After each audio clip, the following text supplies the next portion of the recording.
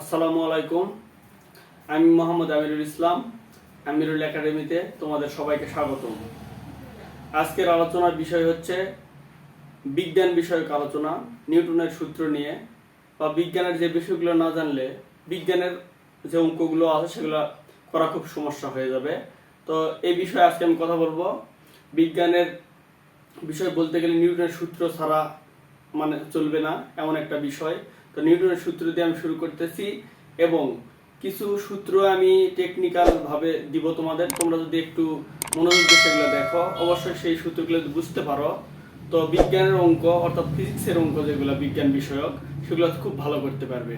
তো এখানে আজকে আমি শুরু করব গতি বিষয়ক আলোচনা। গতি ছাড়া বল, চাপ বা অন্যান্য অঙ্ক, সকল অঙ্ক করতে গেলে এই সূত্রগুলো কিন্তু প্রয়োজন পড়বে।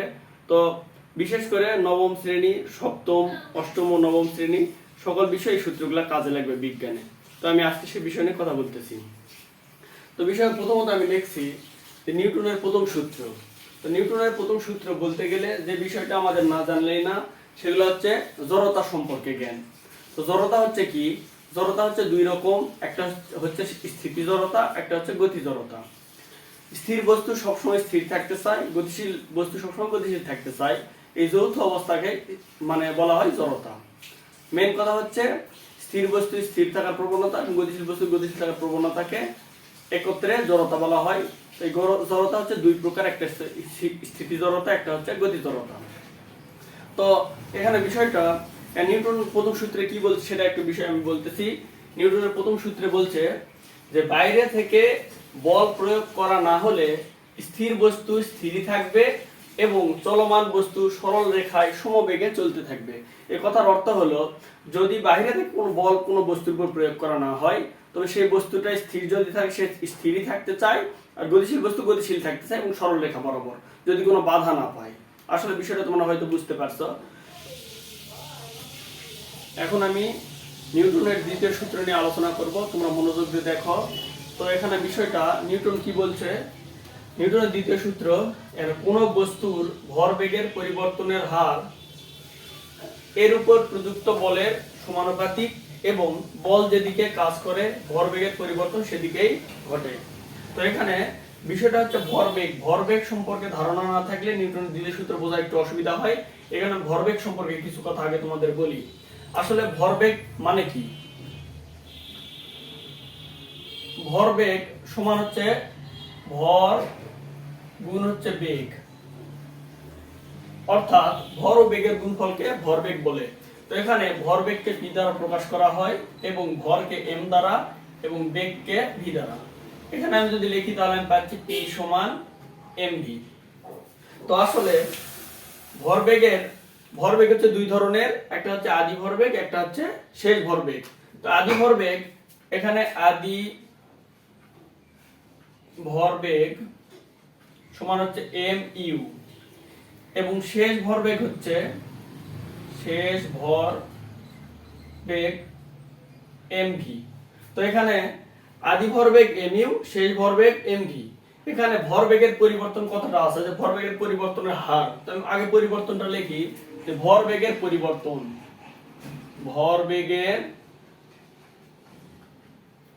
পরিবর্তন, পরিবর্তন বলতে কি বোঝায়? এম ভি বিয়োগ হচ্ছে এম ইউ। তো এখানে শেষ ভরবেগ বিয়োগ হচ্ছে আদি ভরবেগ।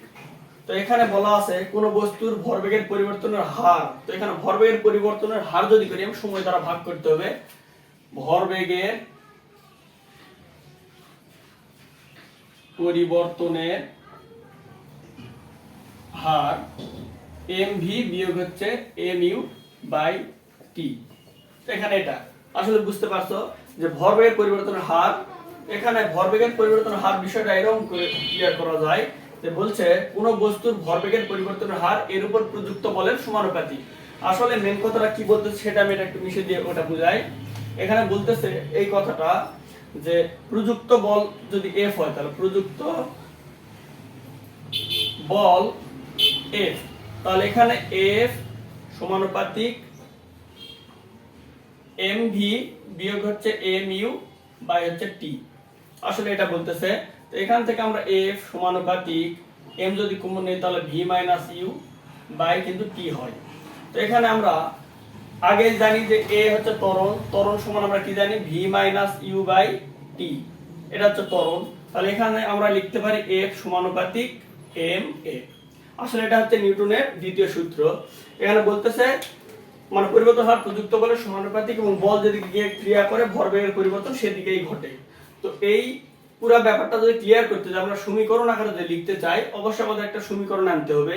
এখানে বিজ্ঞানী নিউটন ভরবেগের মানে দ্বিতীয় সূত্র মানে ভরবেগ সম্পর্কে বলছে এবং দ্বিতীয় সূত্র দেওয়ার সময় সমানুপাতিক ধ্রুবক সম্পর্কে কোনো কথা এখানে ক্লিয়ার করেননি। সে কারণে এখানে একটা সমানুপাতিক ধ্রুবক সরানোর জন্য একটা সমানুপাতিক ধ্রুবক আনতে হবে। এখানে বিষয়টা হচ্ছে এফ সমান কে এম এ, এই বিষয়টা আমি করতে পারবো। তো এখানে কে এর কোনো সংজ্ঞা এখানে দেওয়া ছিল না, সেই ক্ষেত্রে এইভাবে বিষয়টা ক্লিয়ার করব যে কে এম আছে, কে এর মানটা কত এই সম্পর্কে কোনো বলা নাই। তো বিষয়টা হচ্ছে যে পরিমাণ বল প্রয়োগ করলে, যে পরিমাণ বল প্রয়োগ করলে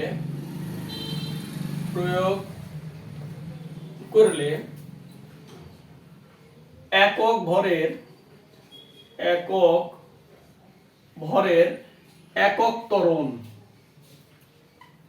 একক ত্বরণ সৃষ্টি হলে তাকে একক বল বলে, তাকে একক বল বলে। তো বিষয়টা এখানে সবকিছুর মান 1 যদি ধরা তাহলে কে এর মানটা বের হয়ে যায়। এখানে এফ কে এম এ, এখানে বলা আছে বিষয়টা হচ্ছে এফ এর মান হচ্ছে 1,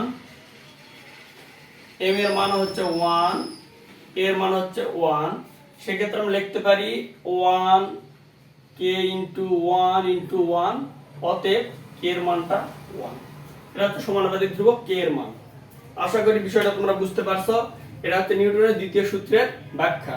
এখানে বিষয়টা আমি যা বললাম, এখন এখানে মানে বলের একক হচ্ছে কি, একক হচ্ছে নিউটন, একটা একক নিউটন, ভরের একক হচ্ছে কেজি, ত্বরণ হচ্ছে এমএস ইনভার্স 2, আর ভরবেগের যেটা আমরা বলা আছে যে এফ সমান এমএ।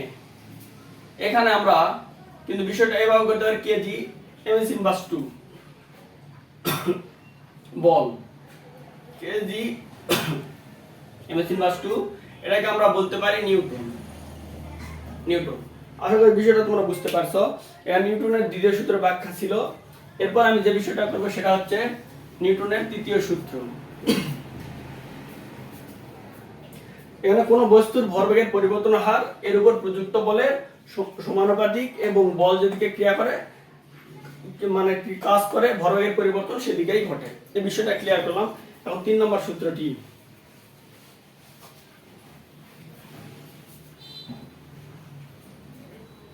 নিউটনের তৃতীয় সূত্র হচ্ছে যখন একটি বস্তু অন্য বস্তুর উপর বল প্রয়োগ করে তখন সেই বস্তুটিও প্রথম বস্তুর উপর বিপরীত দিকে সমান বল প্রয়োগ করে। এই কথাটা বলছে।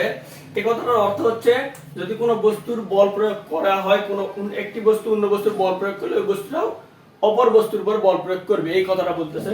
এখানে এটা ক্লিয়ার করার একটা উদাহরণ আমি দিচ্ছি যে মনে করো তোমার ভর, আচ্ছা একটি চেয়ারের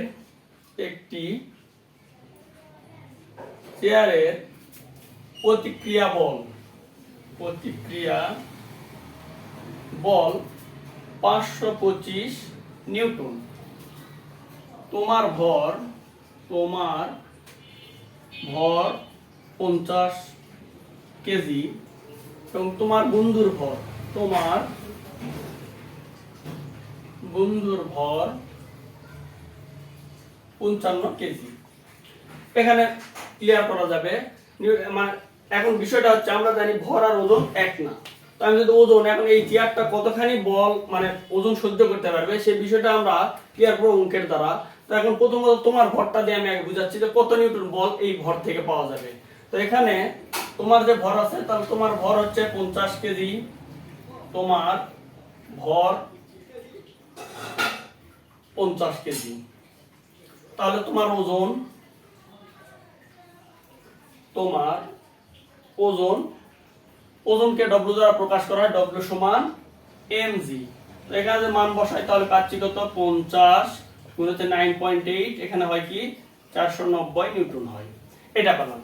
এখন দেখতেছি যে তোমার ওজন 490 নিউটন, মানে ওজন আর বল একই, অতএব ডব্লু সমান এফ। এক্ষেত্রে আমরা বলতে পারি ওজন এবং বল সমান। তাহলে এখানে বিষয়টা হচ্ছে এত নিউটন বল প্রয়োগ করলে চেয়ারটা ভাঙবে না, চেয়ারটা ভাঙবে না। এবার দেখি তোমার বন্ধুর হিসাবটা আমি করি দেখে। তার মানে এখানে বোঝা যাচ্ছে তুমি যদি চেয়ারের উপর উঠো, তুমি চেয়ারে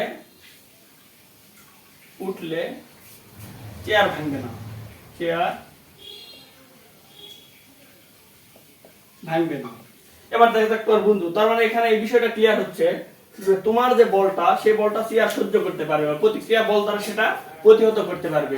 কিন্তু দেখি তোমার বন্ধুর ব্যাপারটা আমি হিসাব করে দেখি, তাহলে তোমার আরো ক্লিয়ার হবে। আমি সেটা করতেছি। এখানে দেখো তোমার তোমার তোমার বন্ধুর ভর, তোমার বন্ধুর ভর এম সমান হচ্ছে কত 55 কেজি। তাহলে তোমার বন্ধুর ওজন, তোমার বন্ধুর ওজন, তাহলে ডব্লিউ সমান এমজি আগের মতোই। তাহলে এখানে 55 গুণ হচ্ছে 9.8, 539 এত নিউটন। তো দেখা যাচ্ছে যে চেয়ারের প্রতিক্রিয়া বল 525 আর তোমার বন্ধু হচ্ছে 539 নিউটন বল প্রয়োগ করবে। তাহলে কি চেয়ারটা থাকবে? তোমার বন্ধু উঠলে চেয়ারটা ভেঙে যাবে। এটা হচ্ছে ক্রিয়া প্রতিক্রিয়া বলের একটা সমাধান। বিষয়টা হচ্ছে এখানে দেখতেছি যে চেয়ার হলো 525 যা ছোট এবং 539 কি বড়। তাহলে এখানে বলটা বেশি থাকার কারণে চেয়ারটা কিন্তু ভেঙে যাবে। আসলে নিউটনের তৃতীয় সূত্র এটাই বোঝা যায় যে প্রত্যেক ক্রিয়ারই প্রতিক্রিয়া বল আছে। ওই প্রতিক্রিয়া বল যে বস্তুগুলা প্রতিহত করতে পারে সেগুলা টিকে থাকে, বাদ বাকিগুলা ভেঙে যায়। আশা করি তোমরা সূত্র তিনটি ভালো করে বুঝতে পারছো। এখন আমি কি করব, গতি বিষয়ক যে সূত্রগুলো আছে সে নিয়ে আলোচনা করব। সেই সূত্রগুলো যদি তোমরা দেখো তাহলে অবশ্যই মানে বিজ্ঞান বিষয়ক সকল অঙ্ক তোমরা করতে পারবে, এই বিশ্বাস আমার আছে। তো এখন আমি সেই বিষয়টা শুরু করতে যাচ্ছি। তবে এগুলো এখন মিশে দেই, যে সূত্রগুলোতে যাই।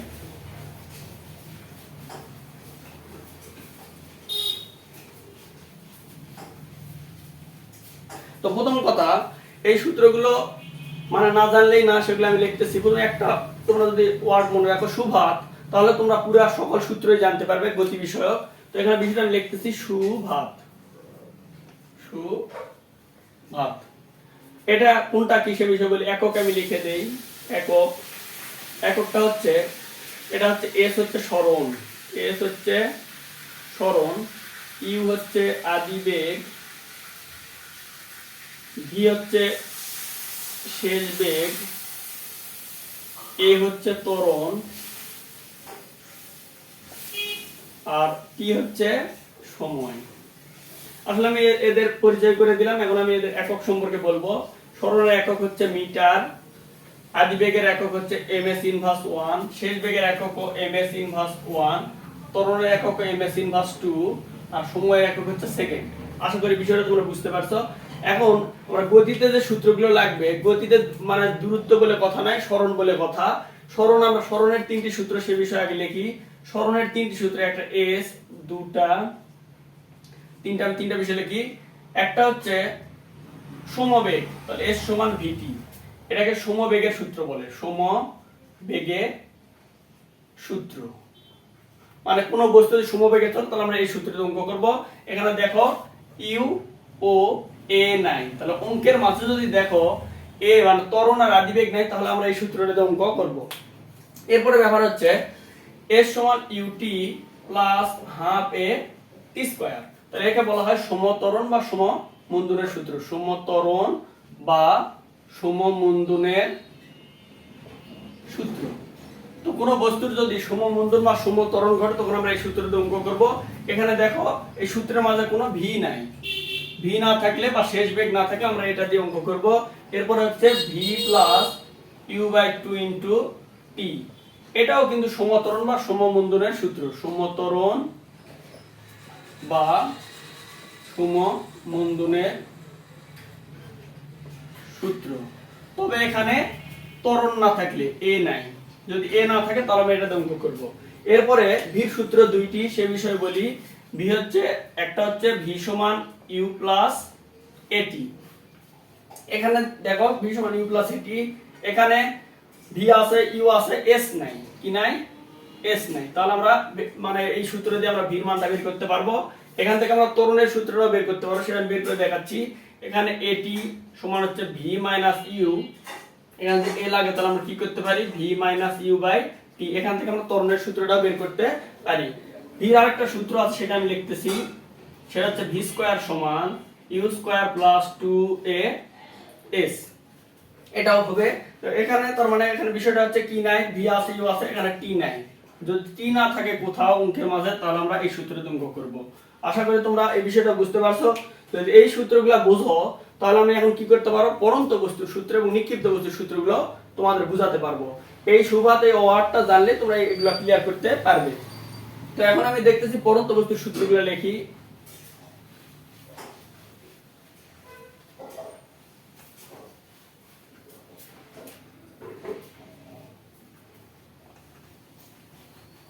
পরন্ত সূত্র লেখার আগে আমি ইয়াটা বলি, পরন্ত বস্তু কোনো সময় সমবেগে চলতে পারে না, নিক্ষিপ্ত বস্তু কোনো সময় সমমন্দনে মানে চলতে পারে না। সব সময় কি হয়, সমবেগে দুটাই চলতে পারে না, সব সময় কি হবে, সমত্বরণ বা সমমন্দনে চলবে। পরন্ত বস্তু সমত্বরণে চলে আর নিক্ষিপ্ত সমমন্দনে চলে। তো এখানে যেখানে এস আছে সেখানে আমরা এস এর বিনিময়ে লিখতে পারবো এইচ, আর যেখানে এ আছে সেখানে বিনিময়ে লিখতে পারবো জি। তো এখানে আমরা সূত্র দেখি, আগের সূত্র থেকে কিন্তু আমরা লিখতে পারবো। এখানে কিন্তু আমরা দেখছিলাম যে এস এর সূত্র তিনের মধ্যে একটা হবে না, সমবেগেরটা বাদ। তাহলে এখানে আমরা এস এর জায়গা কি করব, এইচ লিখে UT plus half GT square এটা লিখবো। এটা কি, পরন্ত বস্তুর সূত্র, পরন্ত বস্তুর সূত্র।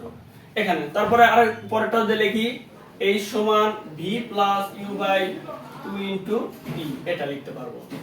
আরেকটা হচ্ছে 3 ভি সমান ইউ প্লাস জিটি, একটা। তারপরে ভি স্কয়ার সমান ইউ স্কয়ার প্লাস 2জি এইচ। এগুলো আসলে হচ্ছে কি, পরন্ত বস্তুর সূত্র। সুভাতের ওখান থেকে শুধু এস এর জায়গায় এইচ, এর জায়গায় জি দিয়ে আমরা সূত্র তৈরি করতে পারি। আশা করি বিষয়টা বুঝতে পারছো। এরপর আমি লিখব নিক্ষিপ্ত বস্তুর সূত্র। নিক্ষিপ্ত,